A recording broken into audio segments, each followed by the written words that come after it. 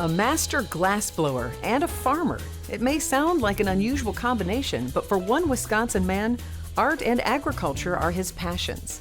On this episode of the Arts Page, we'll meet Mick Meilahn and learn why his message of science through art is so important. 65 years is a milestone and one we're celebrating here at Milwaukee PBS. We're celebrating our 65th anniversary with a special art exhibition. Find out when and where you can see it for yourself. See how Milwaukee Institute of Art and Design students are collaborating with local veterans to share their military experiences in a creative way. And for music fans, a song from talented local singer and guitarist Jacob Slade as part of Milwaukee PBS's Rhythm Cafe MKE series. The Arts Page starts right now.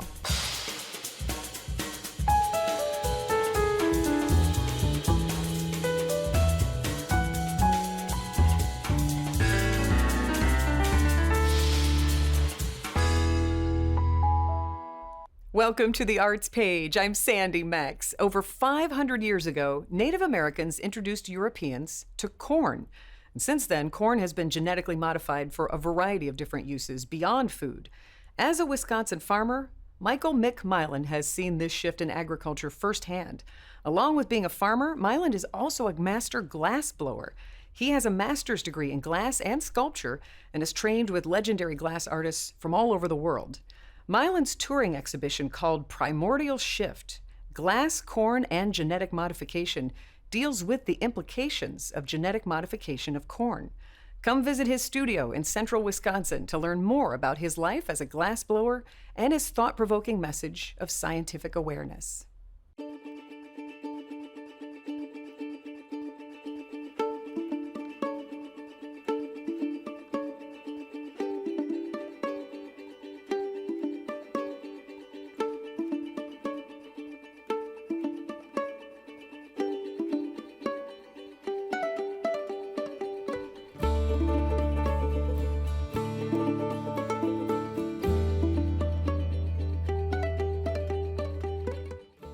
I grew up on this farm.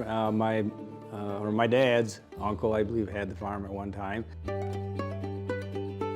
My dad grew up here, and we were milking cows. I grew up on a dairy farm. He delivered milk house to house with glass containers, and that was part of my job as a little kid growing up. I'd run bottles to the house.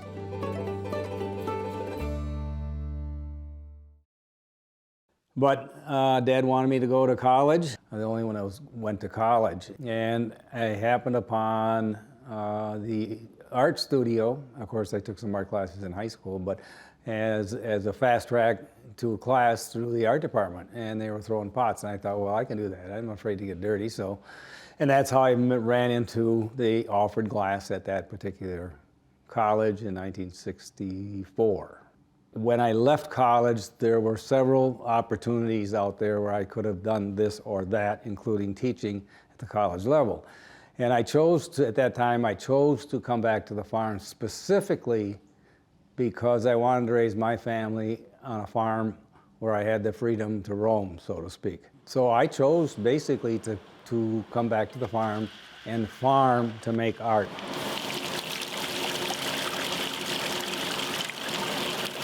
It's what I finally really did when I focused specifically on making art from a motif that I understand, or a symbol that I understand, which is the ear of corn. You gotta hit the top of the corn. Okay, so right now.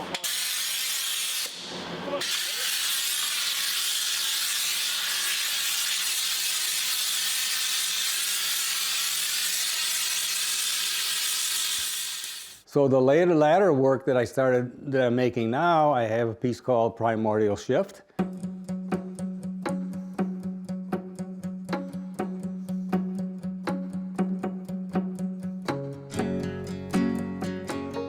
The exhibit behind me is called Primordial Shift. It's an amazing blown glass installation that gives our guests a chance to delve into genetic engineering, especially around corn. I mean, that was the original intent of the exhibit, but it's been an amazing opportunity to talk about genetic engineering, not just of crops, but of other organisms as well. Humans have been modifying crops for thousands of years, but in the past couple of decades, that's really sped up with the advent of some of the new technologies with genetic engineering. So it's been an amazing opportunity to really look at what those technologies are and the type of questions that we need to be asking about both the pros and cons of technology. I planted my first genetically seed in 1995, and that's when I made the decision to make work strictly about agriculture and how it affects our world environment. When I started working, it took me a while to get into making something that would represent that whole concept. And so when I started making these very large pieces of corn, it's based on you make it larger for that shock reaction. If you make it big, people can't ignore it. So by doing so, I'm using that as a technique to make people think about what they're looking at. And a lot of the work that I do will have little small objects that make you think, well, what is it? Why is that there? And there's several things that come into play with that. That's what art is supposed to do. This is part of a later piece called Corn Hanger Series, and the whole concept here is to take us back in time to an arrowhead, as hunter representing hunter or gatherer, as all of us are a part of that at one time. We have that same DNA. So this particular section is the kind of a mechanical part, this one and this one, and that represents the Industrial Revolution, which was a big jump from in history. But the real big jump came in selective breeding, is where they got really good at crossing one variety with another, all hung on a glass bar, which represents the fragility of our food systems. If I'm a contemporary artist, I'm making work that's about our time. And our time is really, my time is really about how do I make enough food to produce and feed the world. I'm a part of that. And so that's always on my mind. My grandfather had a 60-acre farm. My dad had a 200-acre farm.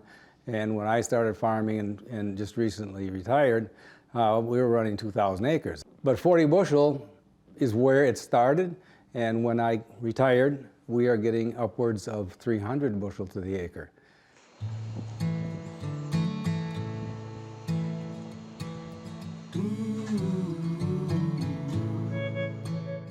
It is a very complicated situation to try to do both professions really well, but the time frame was right because farming is seasonal, and so I had this opportunity in the winter with the slow months. Funny thing is that so often I couldn't wait to get back into the studio. The downside of that is I had to drop what I was doing in the spring, and by the time I got around to the next year, it was like, what was I doing then? But the best thing about it is that I never tired of making art, simply because I had a break from it. I came back fresh, and that's really how I got to the point where I am with my work.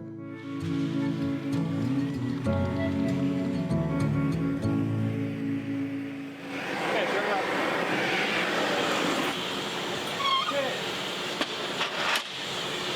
Yeah! You can see more of Meilahn's art at his website, michael-meilahn.com. That's michael-meilahn.com. Time flies when you're having fun, and here at Milwaukee PBS, we have a lot of fun. Our station is celebrating 65 years of providing quality television to Milwaukee and southeastern Wisconsin. To commemorate this milestone, we have created a free exhibition titled Milwaukee PBS at 65, Looking Back and Moving Forward. Here's a preview.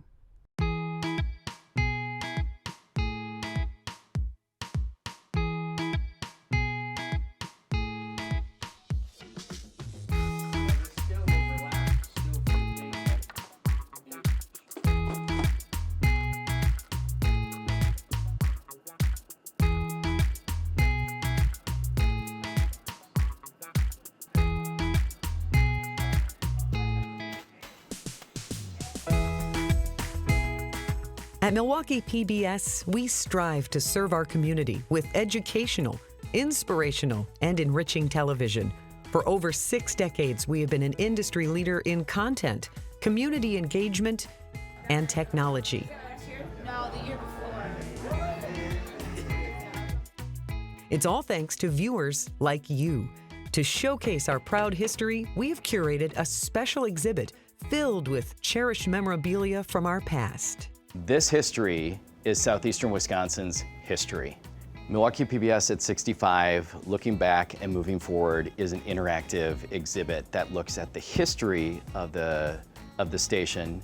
We didn't expect to find what a fight it was for Milwaukee PBS to even get off the ground. There were major media organizations that were fighting it tooth and nail. Well, out of the 65 years that we've been in existence, I've been here for 36. I thought I knew the history of Milwaukee PBS. I was always told the history started in 1957. And in doing research for this exhibit, I found out it goes back much further.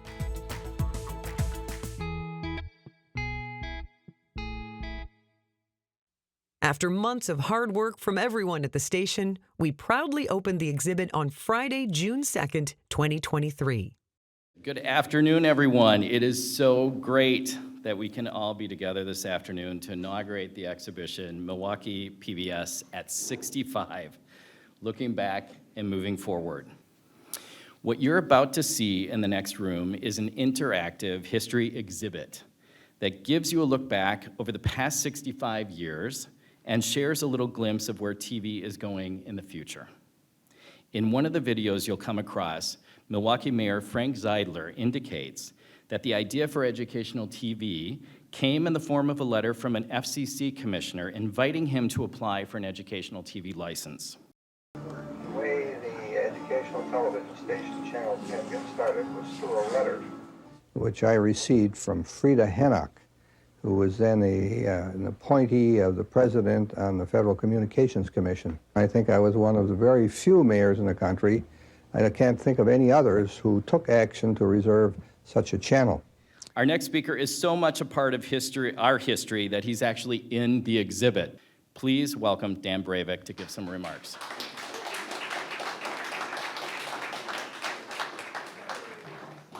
Thank you, Dan.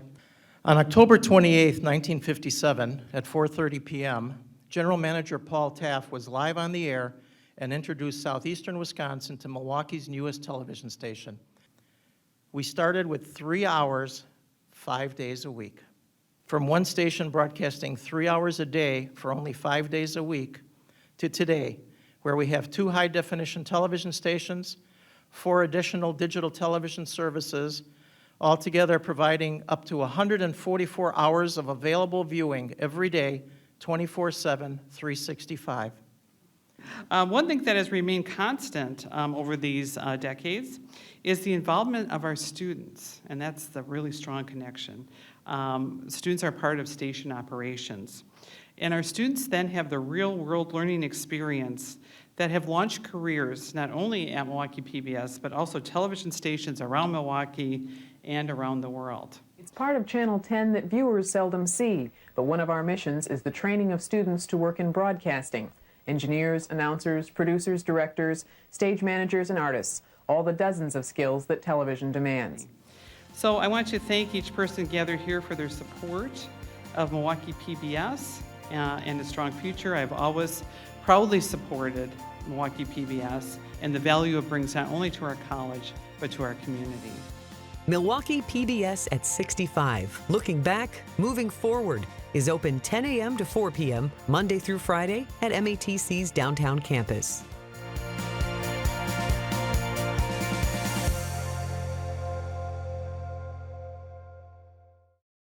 Art has the ability to build bridges between people of differing backgrounds. The Veteran Print Project pairs art students at the Milwaukee Institute of Art and Design with local veterans to create large depictions of what it means to be a military service member. Milwaukee PBS producer Scotty Lee Myers shows us more. Right here we have 3 original paintings by Jim Finnerty.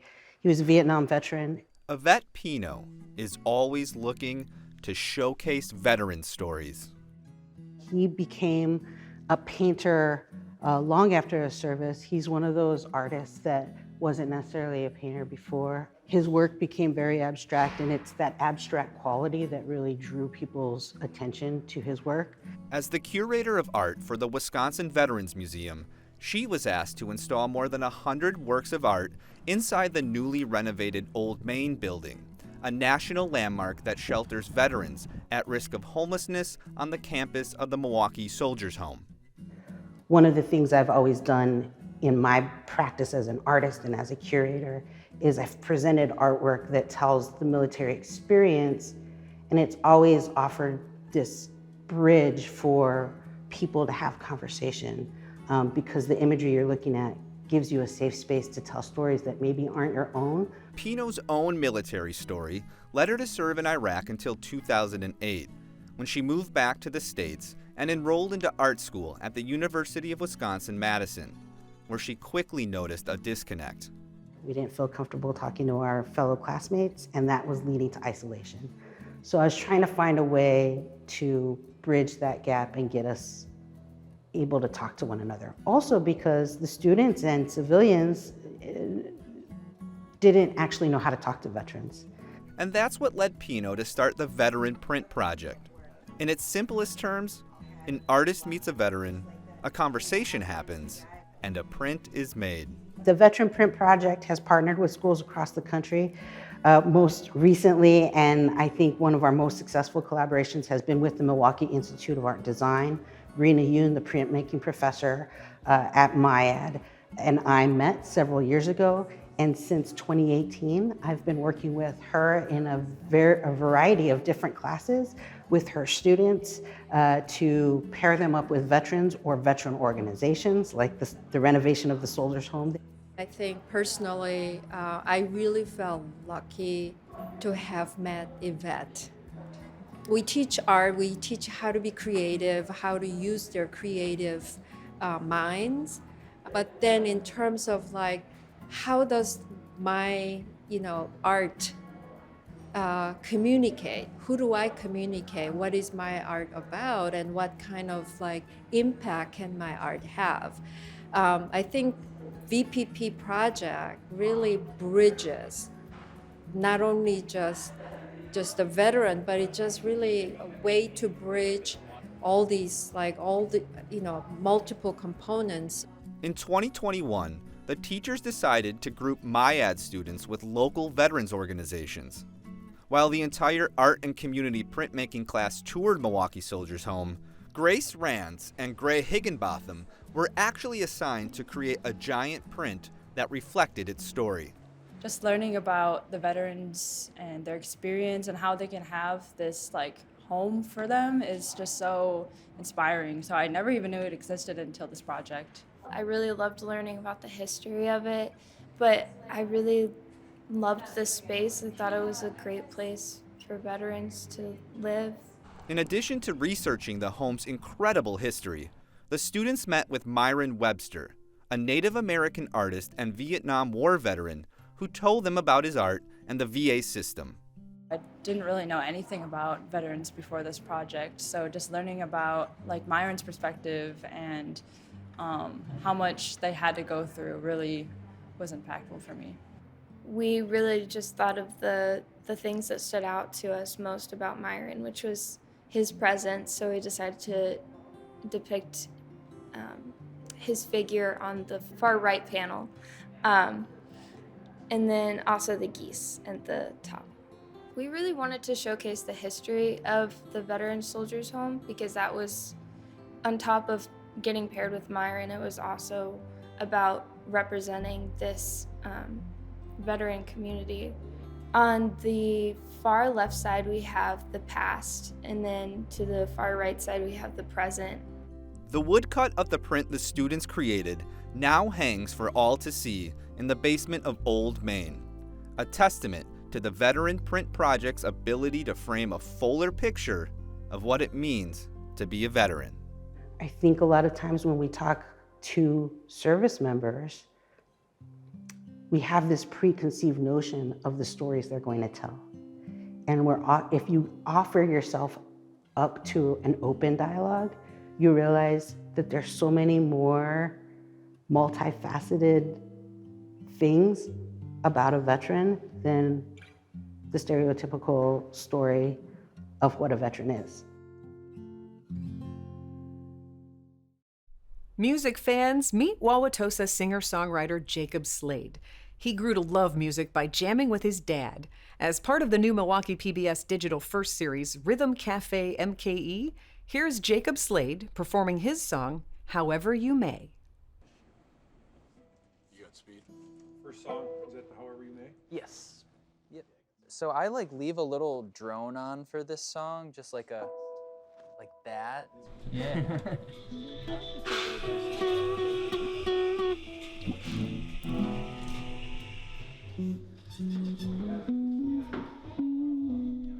Clap first. Okay.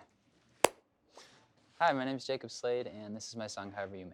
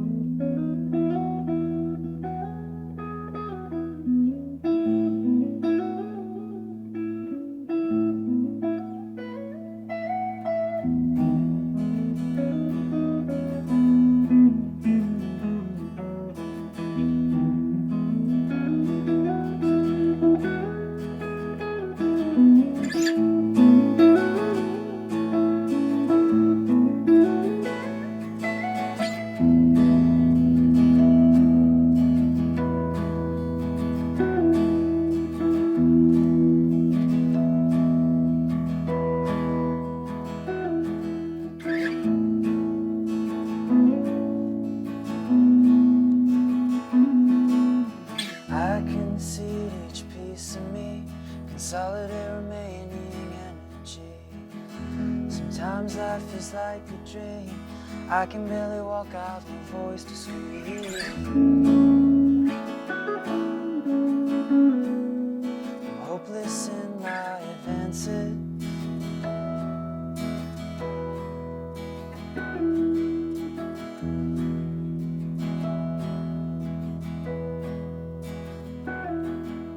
It helps to turn away from things, take a break and ignore the pain. But avoidance is temporary. Face it all, however you can. But it won't just go away.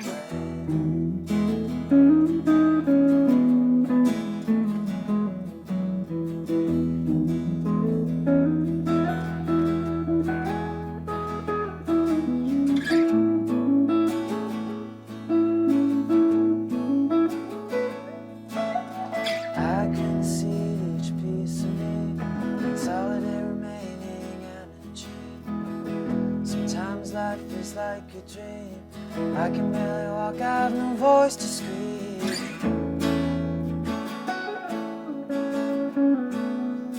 Hopeless in my advances.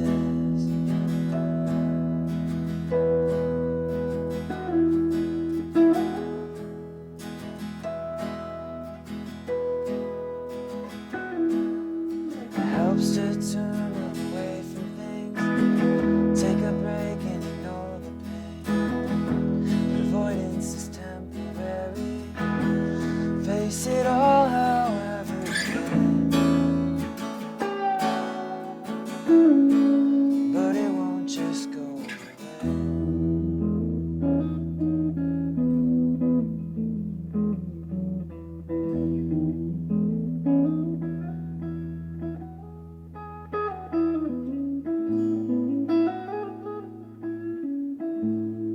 No, it won't just go away.